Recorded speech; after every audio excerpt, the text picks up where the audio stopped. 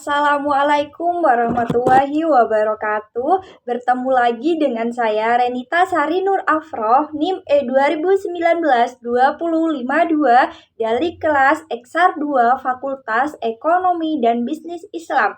Di sini saya akan menanggapi tugas yang diberikan oleh Bapak Dr. Abdul Wadud Nafis, LC.MEI, yang berjudul Inflasi dalam Perspektif Ekonomi Konvensional dan Ekonomi Islam.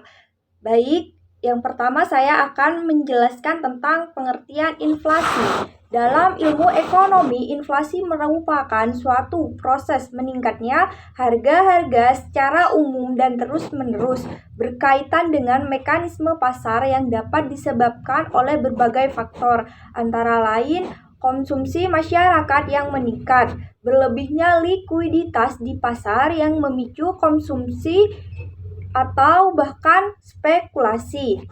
Berikutnya, sampai akibat ketidaklancaran distribusi barang. Dengan kata lain, inflasi juga merupakan proses menurunnya nilai mata uang secara terus-menerus. Inflasi adalah proses dari suatu peristiwa, bukan tinggi rendahnya tingkat harga. Artinya, tingkat harga yang dianggap tinggi belum tentu menunjukkan inflasi.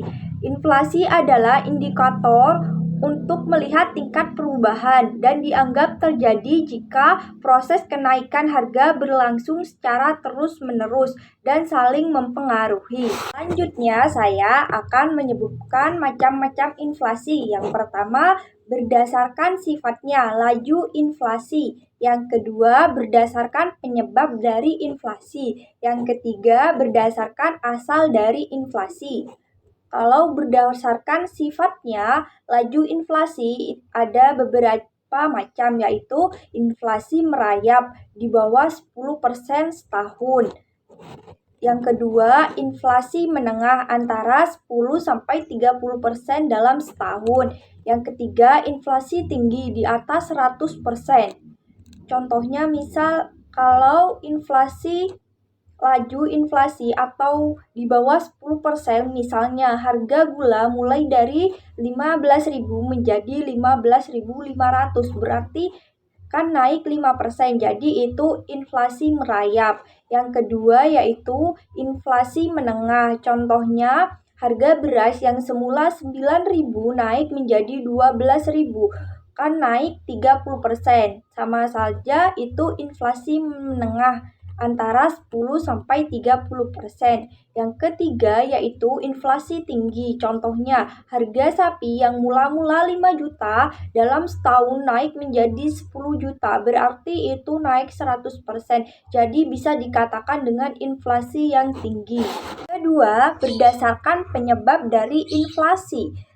Berdasarkan penyebab dari inflasi terjadi akibat permintaan masyarakat terhadap barang terlalu banyak. Yang kedua, penawaran, terjadi penawaran yang terlalu tinggi.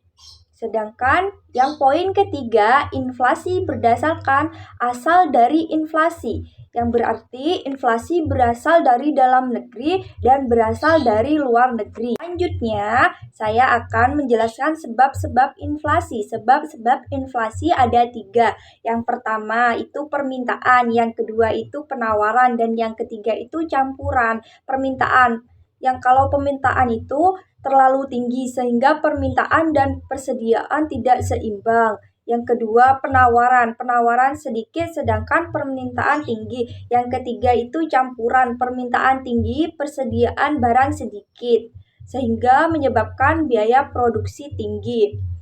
Selanjutnya, saya akan menjelaskan dampak inflasi dalam perspektif ekonomi Islam.